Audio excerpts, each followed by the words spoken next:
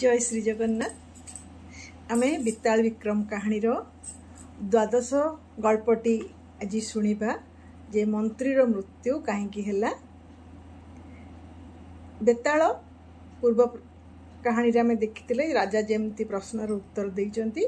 बेताल जाइकी पुणी थे कांधरू बाहरी जाई सिंहसपा वृक्ष लटकी पड़ला।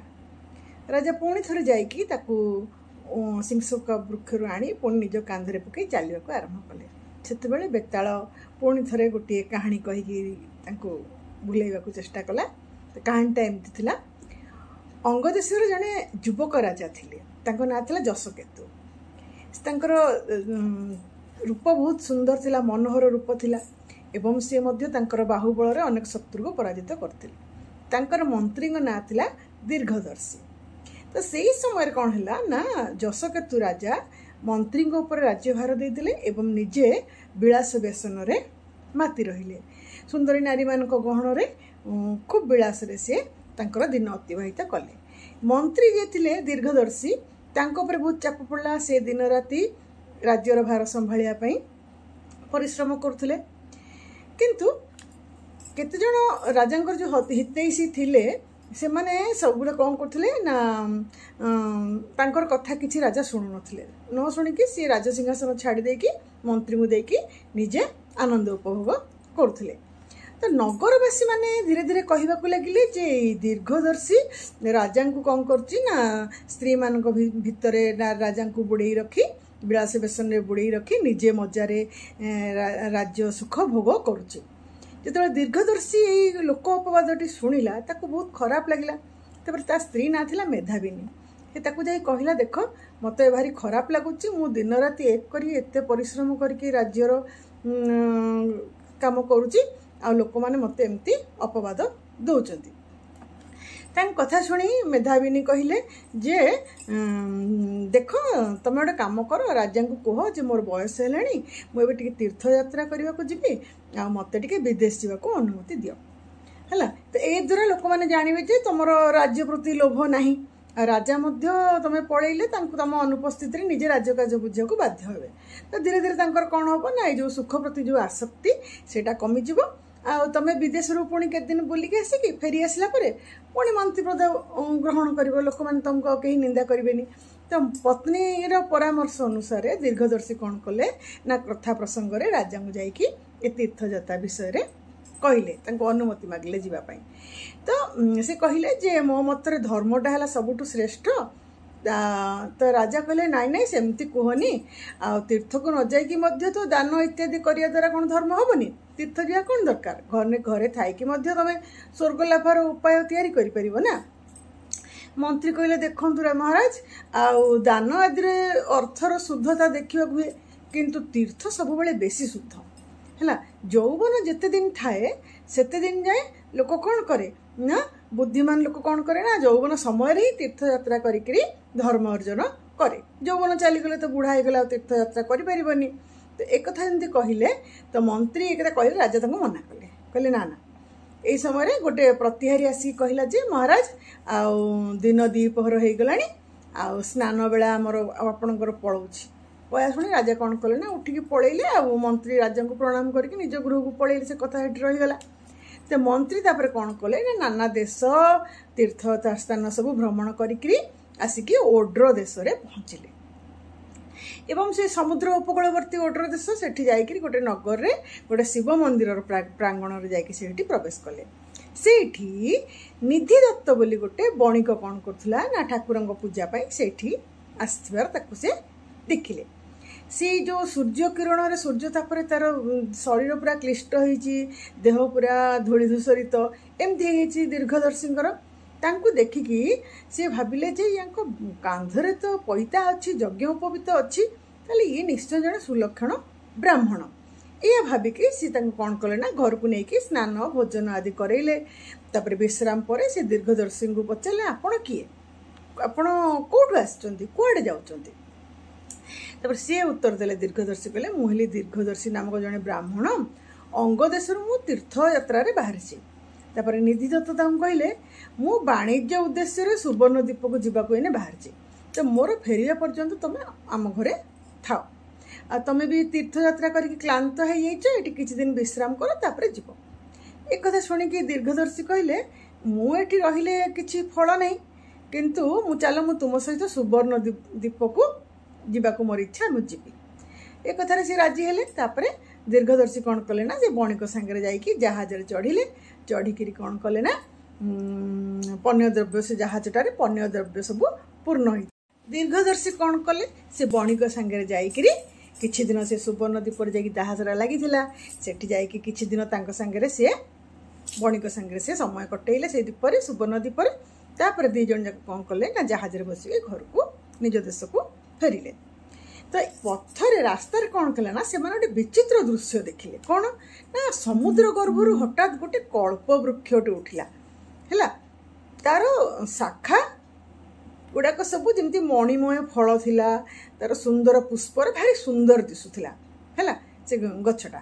तेणुक से कौन कले ना पुणी तार डाल संधि गोटे रत्न तैयारी गोटे पलंक गोटे अनिंद सुंदरी राजकन्याटी से बसला।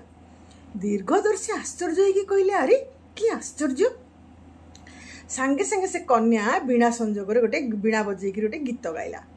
से गीतटार अर्थ थिला कौन ना जी जो कर्म बीज रोपण सी तार फल निश्चय भोगिब। तेणुक पूर्वर जो करा काम को कर्म को स्वयं विधाता मध्य अन्यथा करें ना। यह कहीकि दिव्य कन्याटा कौन कला ना से कल्प वृक्ष और पलंक सहित पुणी थर समुद्र गर्भ में बुड़ी गला। दीर्घदर्शी कहले मु जो अपूर्व दृश्यटा देखिली कि अद्भुत से दृश्य थिला कहीं समुद्र कहीं एवं से दिव्य तरु पलंक दिव्य कन्या सहित से वृक्षटा कौन पड़ेगा। जदि समुद्र आकार एमती ताहले लक्ष्मी चंद्र पारिजात प्रभृति कहीं से बाहर लेनी। एक कथा शुणिकी जहाजर नाविक मैंने कहले महाशय ए दिव्य कन्याटा सबुदिन एमती क्षणक देखा देखी पुणी समुद्र रे बुड़ी जाए आपण ताको ये प्रथम थर पर देखिले। तो मंत्री दीर्घदर्शी कौन कले ना तापर जाइकरी से कहले जे निधि दत्त सहित जाइए समुद्र तीर से जहाज ओह्लैले एवं जो भृत्य मैंने थे से जहाजर जिनपतर सब नहीं निधि दत्त मंत्री सहित घर को गले। तो सेठी किस दिन रहिबा परे मंत्री बणिक को कहले मुझे मो निज देश को जीवी तमर मंगल हो। बणिक छाड़ापी इच्छा कर विदाय देला बहुत बंधुता होता भितर। एमती से कौन कले क्रमे बहुत देश अतिक्रम करके सी जाइए अंग देश में पहुँचले। अंगराज मंत्री को खोजापी केते लोक को चार को पठे से माने देखी राजा को जनइले। राजा भारी दुखरे थिले मंत्री पलैबारु सी निजे जाइए पाछटी आणिकी नगर को लेकिन आइले आ मंत्री को आलिंगन अभिवादन करके राजा कहले जे अंतपुर को नहीं गले। तो विश्राम नेबा पर राजा पचारे हे मंत्री तुम आम मान को छाड़ी तुम्हें कुआड़े माने पलैल है माँ भवितव्यर गति तो बड़ विचित्र किए जापर तारी द्वारा हठात तीर्थयात्रा तुम केमती मन है एबे कहल कौ देश सब भ्रमण कल आ कौन कौन सब नुआ कथा देखिल। मंत्री कौन कले राजा को सब कथा वर्णना कले सुवर्ण द्वीप जीवा कथा वर्णना कले आ से जो दिव्य कन्याटा समुद्र उठिक बीणा बजेकी गीत गाई कथा सब कथा कहले। राजा जिते एक कथा शुणिले दिव्य कन्या कथा शुणिले तांकर से कन्या प्रति भारी आसक्ति आसला। सी कहले जे ये कन्या बिना मो जीवन वृथा है बोली मन करके से मंत्री को डाक कहले जे मंत्री मु निश्चय से कन्या को थोड़े देखी ना मोर आ जीवन रही है तुम जो जाइल से पथरे मु जीवी मत मना करनी तुम मना करनी ना मो सांगे तुम आसनी पचे मना करनी गुप्तर मु एकाके जीवी तुम राज्य रक्षा कर मु राण देकी कहूँ जो मो कथा को अन्यथा करनी या कहीकि राजा कौन कले ना मंत्री जिते मना करते न शुणिकी सी पलैले। मंत्री कौन कले महा उत्सव भितर रही सुधा भारी दुखित हो रहिले। राजा को से असाध्य व्यसन रे आसक्त देखिले मंत्री को कौटू भल लगे माने से दिव्य कन्या पाइबा कौन एत सहज कथा। तापरे विश्वस्त मंत्री उपर राज्यभार देकी राजा जशकेतु कौन कले गोटे तपस्वी वेश धारण कले करके से राति ही नगर बाहर को पलैले। सी जाऊ जो रास्तार कौन है ना गोटे कुश बोली जड़े नामक जड़े ऋषि को से देखिले। तपस्वी से राजा जो प्रणाम कले ऋषि कहले जे वत्स बणिक लक्ष्मी दत्त सहित जहाज बसी समुद्र रे गले तुम्हें से कन्या को देखिपर किसी व्यस्त हुअनी तापर से कौन कले से कथा शुणिकी राजा खुशी कौन कले ना मुनि को प्रणाम करके बाहर आ जाइकरी बहुत नदी पर्वत सब अतिक्रम करके से समुद्र कूल पहुँचले। सेतिक बेलू कौन है मुनि जो लक्ष्मी दत्त कथा कही सी सुवर्णद्वीप जावाक बाहर था सी गोटे बणिक तो राजा सहित मिलन है सी राजा पादरे चक्र ये सब शुभ चिन्ह सब देखिकी बणिक कौन कला जहाज बस सांगे नहीं गला। तो समुद्र अधे रास्ता अतिक्रम कला बेलू कौन है पुणी से कल्पवृक्ष बाहर से दिव्य कन्याटी बाहर है सेमती से कहला जमती से पूर्व कही जी जो कर्म बीज बुणी था से निश्चय से फल भोग कर स्वयं विधाता आसिले अन्यथा करें ना। राजा जमती से झीटा को देखिले सी सेठू समुद्र को कहले माने तांकर बहुत आसक्ति आसला ता प्रति सी कहले जे समुद्र हे रत्नाकर तुमको मु प्रणाम करुच्ची तमें सुंदरी की जो लुचई रखिकी विष्णु को हाथ में जो लक्ष्मी को अर्पण करटा ठीक करनी कलनी मु तुम शरण पशुची मोर मनस्कामना पूर्ण कर मत सुंदरी को दियो। जमी राजा एक कहते से झील कौन है गछ सहित पुणी कल्पवृक्ष सहित पुणी समुद्र में बुड़ी गला। तो राजा भी कौन कले ना जहाज डेई पड़ी पछे पछे समुद्र में बुड़िले। एक देखिकी लक्ष्मी जो साधु लक्ष्मी दत्त मन मन भाविला जे निश्चय तपस्वीर मृत्यु होती से तपस्वी बेस जाते तेणुक सी कौन कला ना तपस्वी तो मरीगले कहीकि सी आत्महत्या करने को उद्यत है। एतिक बेलू कौन है ना आकाशवाणी है जे एमती दुस्साहस करनी यही समुद्र में बुड़ी गले बोली भय करनी सी होचंदी राजा जशकेतु से तपस्वी नुहति ए कन्या को पाइबा से आसचंदी कन्याटा हूँ पूर्वजन्मर स्त्री प्रकृत में भारचिया तो ताकू नहीं से अंगराज्य को फेरिबे ये दैवीवाणी शुणिकी लक्ष्मी दत्त कौन है ना आश्वस्त है आ निजर अभिलाष पूर्ण करने को सुवर्णद्वीप को सी तार काम गला। राजा जशकेतु समुद्र में बुड़वा पर गोटे दिव्य नगर देखिले एवं से तो मणिमय स्तंभ तापर सुनार भित्ति मुक्तार सब झरका गुड़ा सब मुक्तारे रत्नशिलार पहाच गुड़ाक सब तैयारी विभिन्न पुष्करणी बहुत सुंदर सेटा। तो राजा कौन कले ना से जो गोटे कल्पवृक्ष था जी कि इच्छा पूर्ण करे सकल कामना पूर्ण करे गोटे कल्पवृक्ष से उद्यान देखिले देखला पर से कौन कले ना जेते समृद्धि तांकर थिले कौन है से नगर से जड़े मनुष्य किंतु से कहीं नथिले क्या मनीष को देखिलेनी। राजा तापर घर घर बुलिक से झीटा को खोजिले ता प्रियतमा को खोजिले कोठी भी ताको पाइलेनी। तापर से कौन कले गोटे मणि रे तैयारी होइतिबा गोटे घरटे थिला ता भितर को जाइकरी से झरका बाटे से पशिले पशिकी देखिले जे गोटे रत्नर गोटे पलंक होइची ता उपरे गोटे घोड़े होइकरी कि गोटे शोइची। राजा भाविले ये कौन से दिव्य कन्या एमती भाविकी राजा कौन कले उत्कंठित होइकरी कहार ता मुहर घोड़णीटा खोलीदेले जेमती मुहर घोड़णीटा खोली देइचंती से देखिले अरे से तो तांकर अभिलषित से दिव्य कन्याटी। तापर सत्यवा तांको जेमती गोटे ग्रीष्म ऋतु जमती पथिक को गोटे नदी मिल जाए राजा को सेमती लगिला। राजा कन्याटा झीटा कौन कला ना आखि खोलिकी एते सुंदर रूपवान पुरुषटा को देखी से पलंक उठी पड़ला। तापर से तार अतिथि सत्कार सब कला करी पचारला जे आपण किए है ये पातालपुर केमती आसिले राजा राजलक्षण विशिष्ट शरीर में तपस्वी आप राजा भाया दुष्ट तपस्वी व्रत कहीं ग्रहण करदी मत मो प्रति आपंकर दया अच्छी ताले मत सब सत सत कहतु।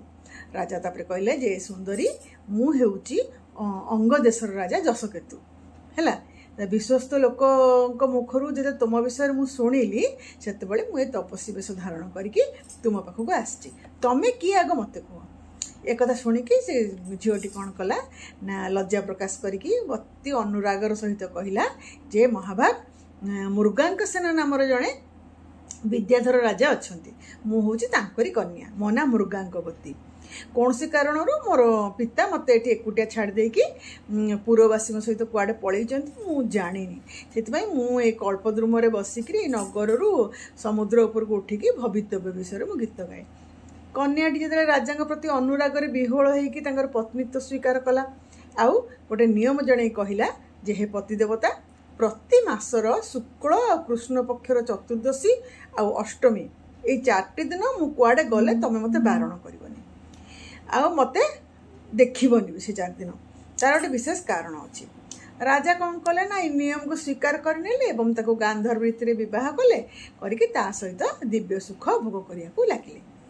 दिने कौन है से मृगांकवती राजा को कहला जे स्वामी तमें ये मत अपेक्षा करथा कौन से गोटे कार्य गोटे अन्यत्र जाऊँगी आज है कृष्ण पक्षर चतुर्दशी तिथि तमें यही स्फटिकर तैयारी घरटी भितर केबे प्रवेश करिवो नहीं आउ जो पोखरीटा अच्छी से पोखरी भितर केबे प्रवेश करिवो नहीं एक कथा कहीकि से झीटा जावाक बाहरला कुआड़े से झीटा कुआड़े जाऊँगी जानापी राजा आग्रह प्रकाश करी कौन कले ना खंडा धरिकी ता पछे पछे चलले एमती किछि दूर जीवा परे राजा देखिले गोटे बड़ भीषणाकृत राक्षसटे भयंकर गर्जन करके आसिला आसिके मृगांकवती को गिली देला जेमती मृगांकवती को गिली देला राजा रागिगले रागिकी सांगे सांगे कौन कले सी तांकर खंडाटा काढ़िकी ता मुंडटा काटिदेले राक्षसर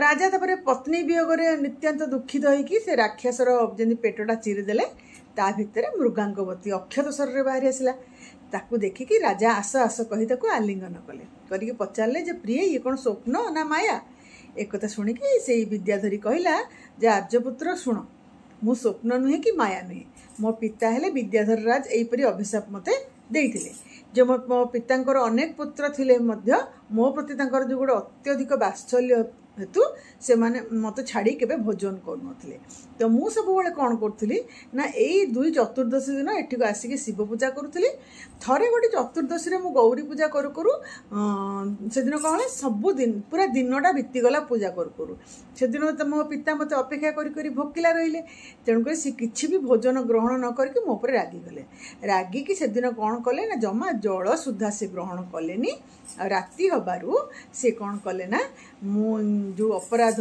करी जो मुह तलुक करी तांको आगे ठिया हेली डेरी होगला तापरे सी कौन कले ना तापरे मोर बापा कौन कले ना सी मते बहुत रागिकी अभिशाप देले जे चतुर्दशी आ दुई दिन अष्टमी तिथि रे तते तो शिव पूजा जो बाहर को जीवु से कृतांत संतरास बोली जो राक्षस आसिक तते गिड़ीदेव गिड़ीदेला तू कौन करू ना तार पेट चिरिकी बाहरी आसबू एमती तू यही नगर रे एका रहीकि मोर अभिशाप तते फलिब राक्षस गिड़ब जो से जंत्रणा तो भूलीज तापर मु तांको बहुत अनुनय करी कहली जे मते साप मुक्त केमिति हेबी तापर सी कहले जो दिन अंगदेशर राजा जशकेतु आसबे आ तते पत्नी रूप में ग्रहण करेंगे राक्षस गिड़बार देखी ताको मारिबे तू से दिन ही साप मुक्त होगी उदर बाहर आउ मते तू मन पकई पार है पिता एमती साप मुक्तिर उपाय कहीकि मत एकुटिया छाड़िकी जिते पूर्ववासी थे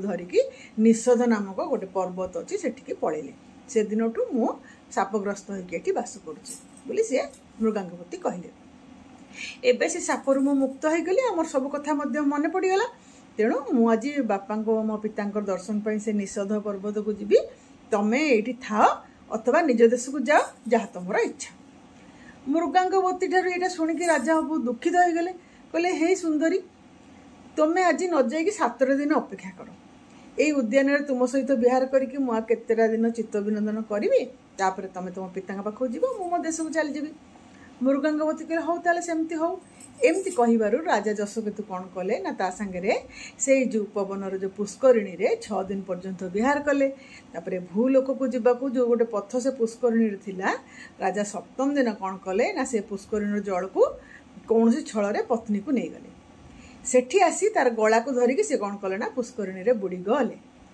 सांगे सांगे कौन है पत्नी सहित सी निजर जो राज्य से पुष्करिणी पाखे पत्नी सहित सी बाहर पड़े सपत्निक राजा को देखिक जो उद्यान रक्षक मैंने से बहुत खुशी हेले खुशी होगी से कौन कले ना दीर्घदर्शी मंत्री को जनइले जे राजा आसचन पत्नी को लेकिन तापर सी जाकि राजा पाद तले प्रणाम कले राजा तांकर पत्नी को अंतपुर को नहीं गले ये तो मंत्री चिंता कले हाँ ये दिव्य रमणी को राजा केमिति पाइले है वास्तव में विधाता कपाल जहाँ लिखि थाए ता ही संभव हुए ता ही लाभ हुए नहले को असंभव काम हबनी राजा तापर कौन कले ना निज देश को फेरी आसीथिबार देखिकी मृगांकवती कौन कले ना सप्ताह पूर्ण थिबारु से निजर विद्याधरीपुरी को जावाक इच्छा कले किंतु विद्याधरपुरी को उड़ी जावा विद्या तांको मन पड़लानी तेणु सी कौन कले ना भारी मन दुख होला से उड़ीकी जाई पारलेनी राजा तापर पचारे जे तुम दुख कहीं विषर्ण कहीं तुम मन तापरे विद्याधरी मृगांगवती तापरे कहला जे साप मुक्त होइकी सुद्धा मु तुम स्नेह पाशरे एमिति आबद्ध होइकी रहिली जे मोर जेते विद्या थिला दिव्य गति थिला सब नष्ट हो गला।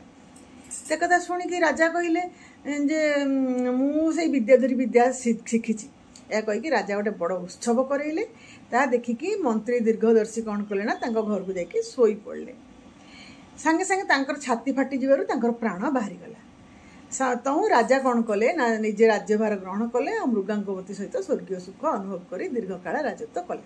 दीर्घदर्शी किंतु मरीगले। यही कथाटा कहीकि बेताल राजा को पचारिला जे महाराज निज प्रभु एमती अभ्युदय देखिकी मंत्री छाती फाटीगला कहीं कारण को कहीं जे मंत्री मरीगले। से दिव्य सुंदरी कन्या को मुझे पाइपारि नहीं बोली कौन मन में दुख है ना राज्य प्रति लोभ थिला मात्र राजा फेरी आसबार दुखर छाती फाटीगला मरीगले। से राजा उत्तर देले जे हे जोगीश्वर ए दुईटी कारण भितर कौन सी गोटे सेमती उदार चरित मंत्री ठार संभव केबे संभव नुहे।